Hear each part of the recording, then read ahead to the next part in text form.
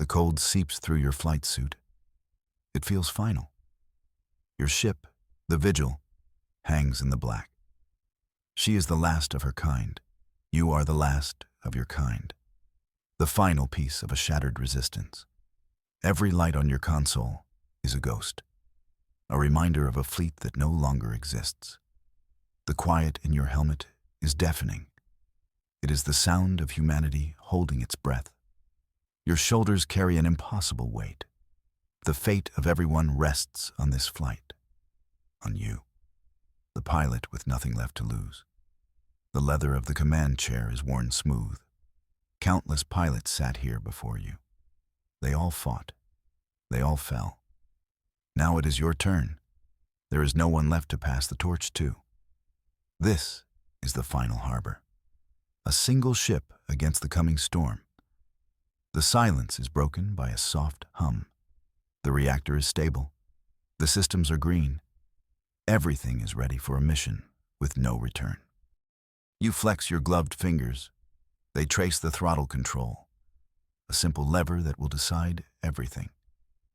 You stare out at the ink-black void.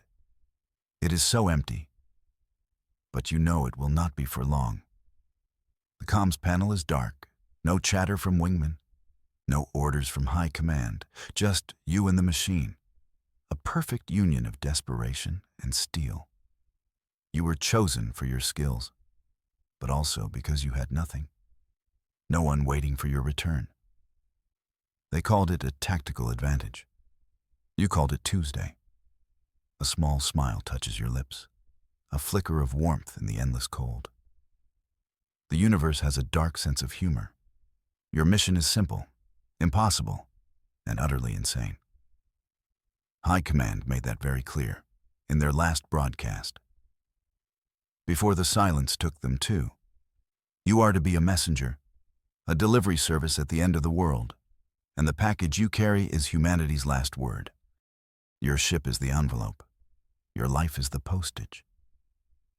A grim thought, but a clear one. It strips away all the noise, all the fear, leaving only the cold, hard truth of the mission. You are a ghost piloting a ghost ship. You are flying into the heart of the abyss, and you have absolutely no intention of flying back out. That clarity is a weapon all its own. A sensor bleats a single warning tone. It is a polite sound for the end of everything. You look at the main screen. The void begins to curdle. It is not a flash of light, not the clean tear of a jump drive. It is a stain spreading across the stars. They have arrived. The Crane. They are a swarm that darkens the heavens, a tide of living ships. They move with a singular, terrifying purpose. They do not arrive. They infest. The space around your ship feels wrong. The sensors struggle to make sense of it. The readings are a chaotic scream of energy and biomass. It is like looking at a plague under a microscope. And you are the last healthy cell. They are an insectoid hive mind, a collective consciousness spanning light years. They have consumed 1,000 star systems. We were just the next course on the menu. Our fleets were shattered like glass. Our worlds were stripped bare. The Crane do not conquer. They devour. They leave nothing behind but dead rock and silence. And the bone fields of ruined ships. You watch them now, a flowing river of chitin and shadow. Individual ships are hard to distinguish. They flow together, a single organism stretching across the system. It is a beautiful and horrifying sight. A perfect predator in its natural habitat. The star science experts said they were a force of nature, like a hurricane or a supernova. You cannot reason with a hurricane. You can only endure it, or in your case, fly into its eye. The Crane fleet ignores you for now. Your single ship is a speck of dust, an irrelevance. That is what your entire strategy depends on, to be too small to notice, until it is too late. The swarm advances toward Earth's last orbital defenses. The final pathetic line of stationary guns. They will be swept away in moments. A final, futile gesture of defiance. You feel a strange pity for the automated systems, firing their cannons at an ocean of monsters, programmed to fight to the last. Not so different from you after all. You just have a better view of the apocalypse, and a slightly more dramatic final act planned. You always did enjoy a good show. The mission briefing plays back in your mind. The voice of General Kai was strained, full of static and grim resolve. "This is Operation Final Resonance," he had said. His face was a mask of exhaustion. "You are our last chance, pilot." The words echo in the cockpit silence. A ghost giving you orders from beyond the grave.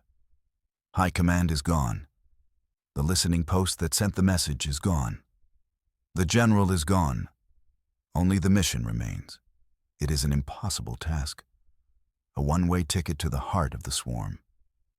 You are to deliver a payload to the Crane Queen herself. The central mind of the entire hive. The being that directs every ship, every warrior, every thought. They did not tell you how to find her. They did not know. They only knew she existed. A psychic nexus at the center of the swarm. A queen on a throne of conquered worlds. The payload is not a bomb. Not in the traditional sense. It is a device of last resort. Forged from forbidden human technology. A psychic resonator. Designed to project a single powerful concept directly into a mind. They never said what the concept was. Only that it was our final argument. Our last word in a war we had already lost.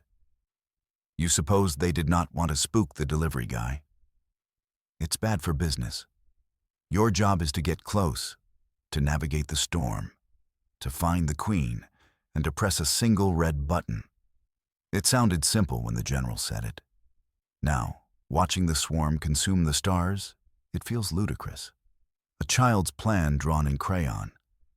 You are to fly a tin can into a galactic meat grinder, based on a theory, a hope, a prayer from dead men. A deep sigh escapes your lips. It fogs the inside of your helmet for a moment. No extra pay for this level of crazy, you mutter to the silence. The sound of your own voice is a small comfort, a reminder that there is still a person inside the suit, a person about to do something very, very stupid, or very, very brave. The line between the two has become awfully thin. Your gloved hand reaches for a small panel. It slides open with a soft click. Inside is a single object, a faded photograph. The corners are soft from handling. The colors are muted by time and stress. You pull it free. You hold the last picture of your family. A man, a woman, and a small child on their shoulders. All of them are laughing. A sunny day in a park that is now dust. A memory from a world that is now a ghost. Their faces are etched into your heart. Their laughter is a song you can still hear if you close your eyes and truly listen. You do not close your eyes.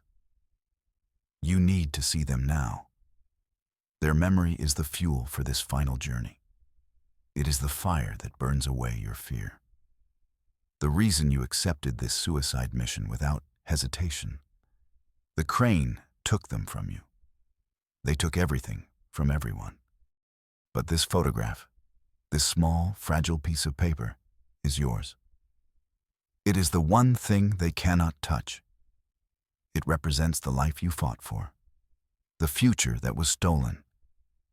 You look at the laughing child, your child, whose face you can barely remember without this aid.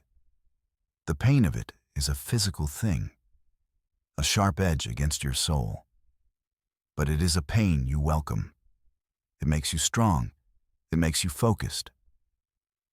You carefully place the photograph on the console, tucking it securely beside the main screen. They will ride with you on this last flight. They will see what you see, They will be with you at the end. It is a foolish sentiment, a human sentiment, but it is all you have left. The Crane are a hive mind, a single being in a billion bodies. They do not have families. They do not have individuals. They cannot understand what this picture means. They cannot understand the power it holds. The power of a promise made to a memory. A promise to make it all mean something. You look from the photo to the swarming abyss outside. "This is for you," you whisper. The promise is made. The engine responds to your touch. It is time to go. You push the throttle forward. The vigil leaps ahead, a silent silver needle aimed at the heart of darkness. You cross the invisible threshold, the line between what was once human space and what is now Crane territory. The change is immediate. The very fabric of the void feels different here. Thicker, corrupted. Strange energies wash over your ship's hull. The sensors chime with unidentifiable readings. It is like plunging into a sick ocean. The stars are blotted out by the sheer mass of the swarm. You are flying blind, guided only by instruments and a desperate hope. The Crane bioships move around you. They are not machines. They are creatures. They pulse with a faint, internal light. Their chitinous shells are scarred and ancient. They move with an unnatural grace, a shoal of predators in their element. They flow like a single living creature, a river of death that pays you no mind. Your ship is small. Its energy signature is masked by a stealth generator, a piece of tech that was experimental yesterday, and is your only shield today. You are a whisper in a hurricane, a single secret in a mind that knows all. For now, the secret holds. The monsters let you pass. You fly deeper into the maw. The density of ships increases. You are no longer in the outer currents. You are in the belly of the beast. Great, Leviathan forms drift past your cockpit. Breeding vessels, transport hubs, living factories that churn out new warriors. The scale of it is staggering. It is an entire civilization on the move, a nomadic empire of consumers. They have been doing this for eons, moving from star to star, devouring and moving on. What hope did humanity ever have? A flicker of despair tries to take root in your heart. You crush it without mercy. Despair is a luxury you cannot afford. You have a delivery to make, and the clock is ticking. You are the ghost, and ghosts are not afraid of monsters. Your proximity alarm screams. A new contact appears on your screen. It is not just another ship. It is a titan, a behemoth that dwarfs everything around it. A colossal Crane warship blocks your path. Its size is a violation of star science, a mountain of living armor and organic weaponry. It is a guardian of truly immense proportions. This is not a standard drone. This is something more, something special. Its energy signature is off the charts. It radiates a palpable aura of menace. The smaller ships give it a wide berth, a silent, instinctual show of respect or fear.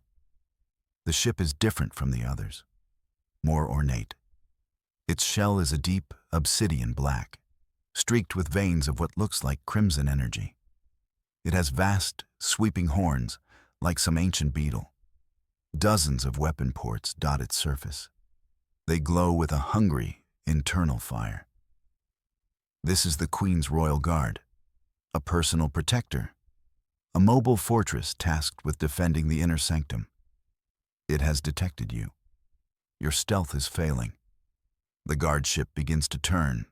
Its movements are slow, deliberate, the confident motion of an apex predator that knows you cannot escape. It is a dragon waking from its slumber, and it is looking directly at you. Your comms crackle to life. It is not the general's voice. It is Bravo lead. Vigil, we see it. It's locking on. His voice is impossibly calm. We've got your back, friend. Before you can respond, two ships break formation from behind you. Your wingmen, Bravo and Sierra Flight. Two small fighters against a flying mountain. They were supposed to stay back, to be your escape route. A route you knew you would never use. They had other plans. It's been an honor, Sierra's voice chimes in. Clear as a bell. Give 'em hell for us. They are going to buy you an opening, a single, fleeting chance. And they are going to pay for it with their lives. Bravo and Sierra accelerate. They fly directly towards the Royal Guard. Two tiny sparks challenging a volcano. What are you doing? You shout into the comm. Your voice is raw. This is not the mission. It is now, Bravo lead replies. His voice is steady. The mission is getting you through, whatever it takes. On your screen, you see their weapon systems go live, a futile display of defiance. Their missiles are like pebbles thrown against a cliff. The Royal Guard does not even flinch. It continues to focus on you. You are the true threat, the one that matters. The wingmen are a distraction, and they know it. We're pulling its attention, Sierra calls out. Go now. Punch through the gap. The Royal Guard finally reacts to them. A series of weapon ports open on its flank. A blinding volley of plasma fire erupts. Sierra's ship vanishes in a silent, brilliant flower of light. No scream, no static, just gone. Her call sign indicator on your display turns red, then black. One down, your throat tightens, a knot of grief and fury. You cannot let her sacrifice be for nothing. You see the gap she created, a momentary lapse in the giant's attention. Bravo is still flying. He unleashes his entire payload at the Guard's sensor array, a desperate attempt to blind the beast. That's all I got. Bravo's voice crackles. It is strained now, full of static. Good luck, Wolf. The last word is lost in a roar of interference. His ship is consumed by a second, even larger blast. His light on your console winks out. You are alone again. The Lone Wolf. That was your call sign from the Academy, a name you had not heard in years. Bravo remembered. Their sacrifice bought you seconds. A tiny window in the dragon's defenses. You push the throttle to its absolute limit. The Vigil screams in protest. You rocket past the Royal Guard, through the fire and the ghosts of your friends. Their call signs fade into the static. Their voices become echoes in your memory. You do not look back. You cannot. You are through the first line of defense. The space ahead should be clearer. Instead, it is a graveyard. You are flying through the wreckage of dead fleets. A vast field of shattered hulls and broken dreams. The remnants of other fallen civilizations surround you. Twisted metal and fractured crystal. Ships of designs you cannot comprehend. Some are organic, like the crane. Others are sleek and metallic. Some are geometric wonders. All are dead. All are silent monuments to the swarm's relentless hunger. This is what the crane leave in their wake. A cosmic boneyard. The debris is thick. It requires all your skill to navigate. You weave the vigil through the skeletal remains of alien warships. A silent ballet in a hall of forgotten heroes. Each wreck tells a story of a last stand. A desperate battle against impossible odds. You see human ships among them. The remnants of the fleets that tried to stop the swarm at the edge of the system. Their hulls are blackened and torn open. Familiar logos are barely visible beneath the scars. You flew with some of these ships. You knew the people inside. Now they are just more ghosts in the void. More fuel for your cold resolve. This is not just about humanity anymore. It is about every species the Crane have extinguished, every light they have put out. A strange sense of connection washes over you, a kinship with the dead pilots of these alien ships. They were you once, the last hope of their people. They flew this same route, faced this same enemy, and they failed. You wonder if any of them got as far as you have, or if you are the first to pierce the veil this deep. The thought sends a chill down your spine, but it also strengthens your purpose. You are not just fighting for your family or for humanity.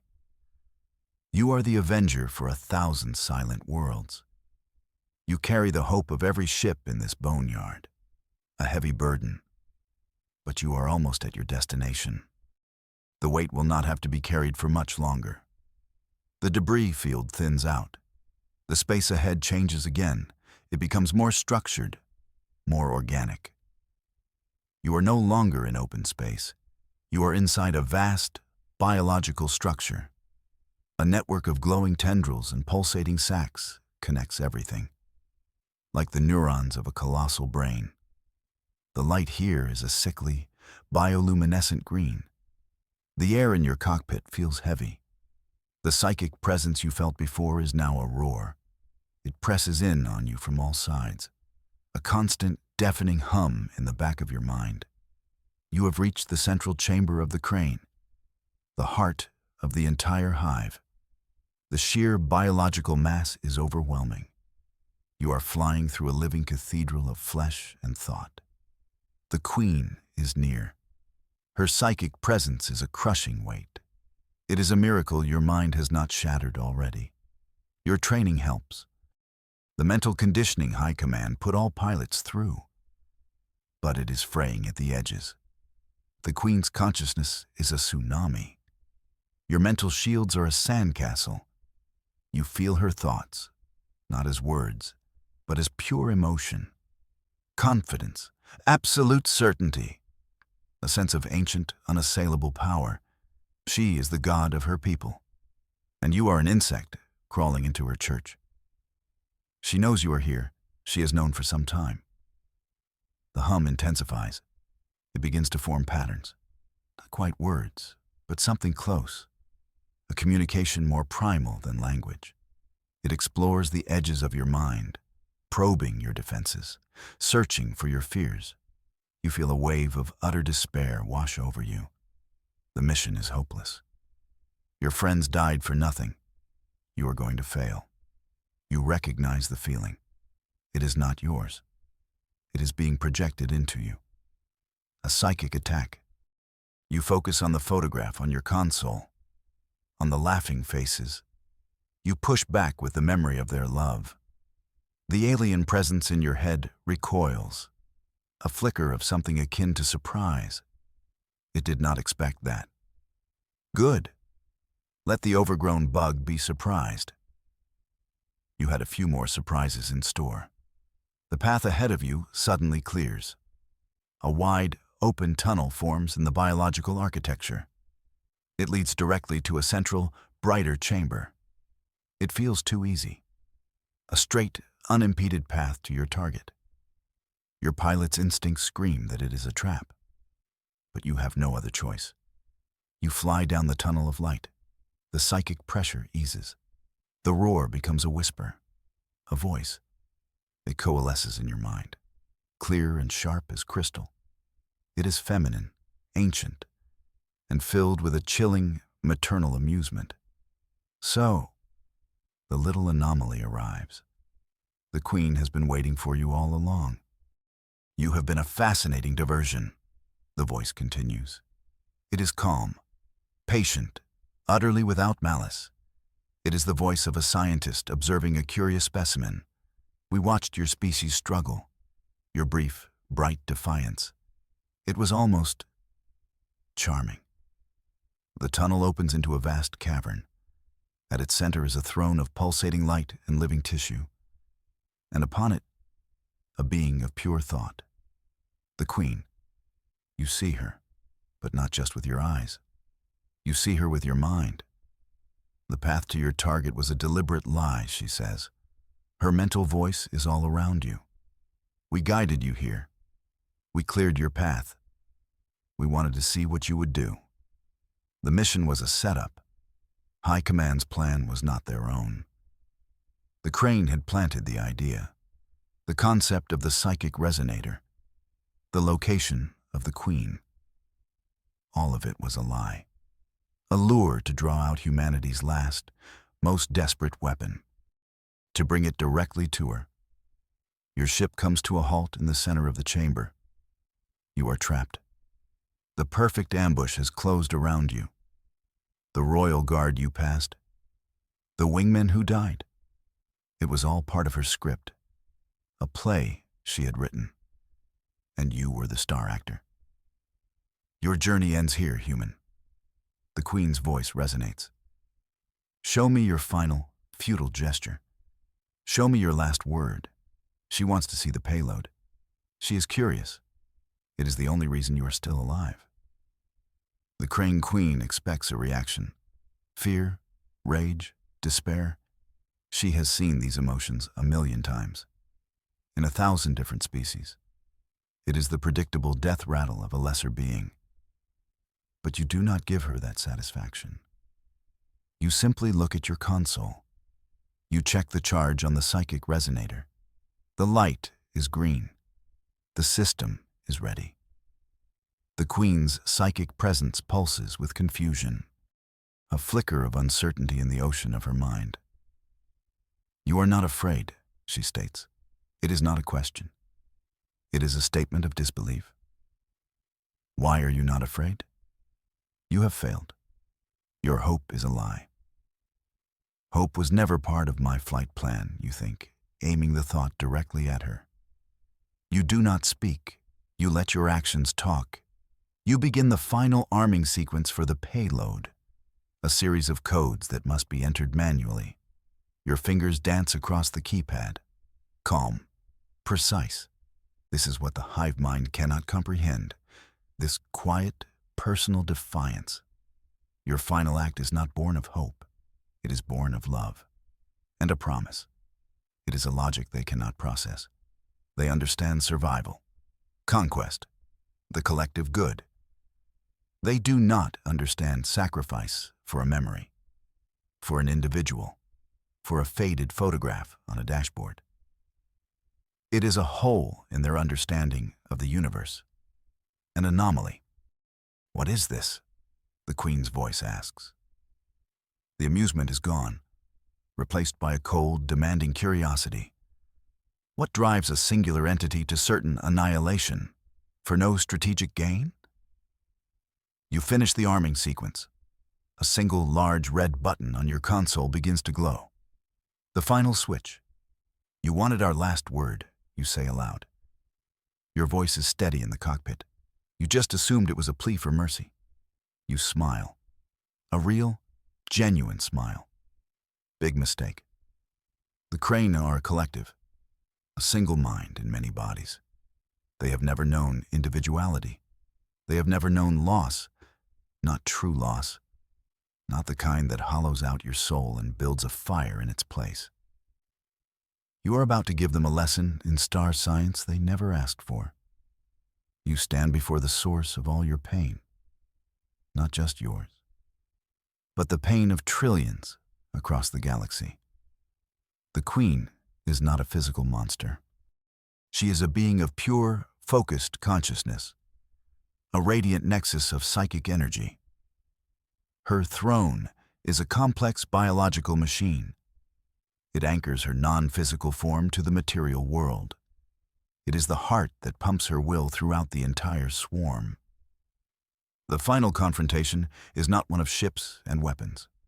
It is intimate. It is absolute. A single human mind against the god of the Crane. She is the source of the river, and you are a single drop of poison. Your defiance is illogical, the Queen projects. Her voice holds a new edge. Frustration. Your species is extinct. Your world is ash. This act changes nothing. It changes you, you reply, your hand hovering over the glowing red button. That was always the point. The queen does not understand. To her, victory is the only thing that matters. The continuation of the hive, the consumption of more energy, more life.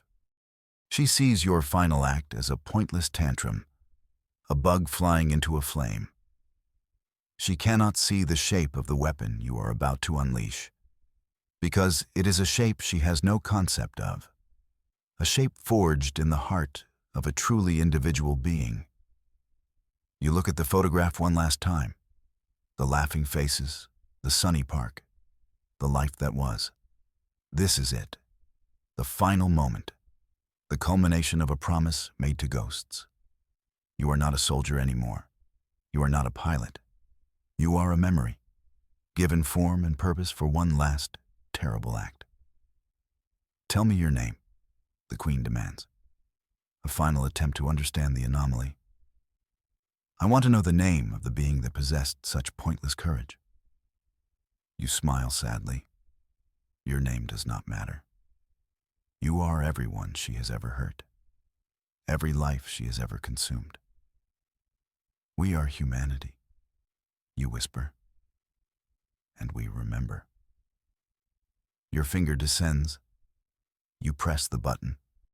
There is no explosion, no blinding flash of light. The payload activates with a soft, resonant chime. It is not a bomb.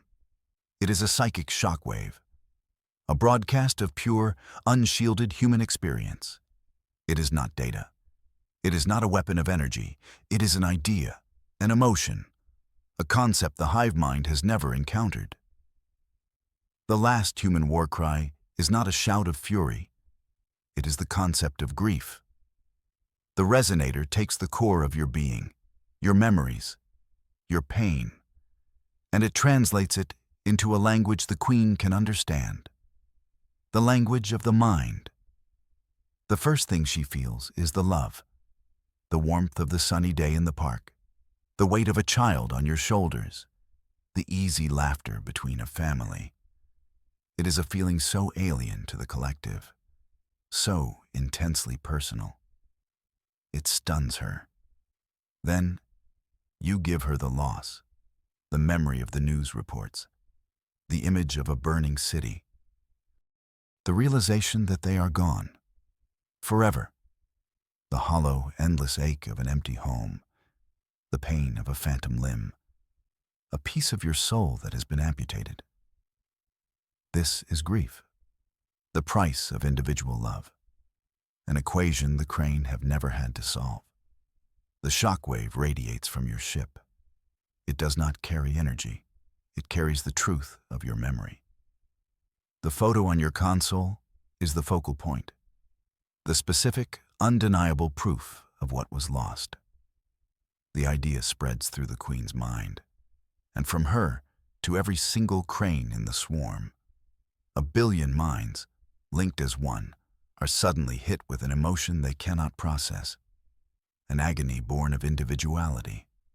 The agony of your loss becomes their loss, multiplied by 1 billion, a psychic feedback loop of pure, undiluted sorrow. The queen's mental voice, once so calm and superior, becomes a single piercing scream of utter horror. A sound that has never been heard in the universe before. The queen's psychic scream shatters the hive mind. The perfect unified chorus of the crane becomes a cacophony of pain. Each drone, each warrior, each ship is suddenly an individual.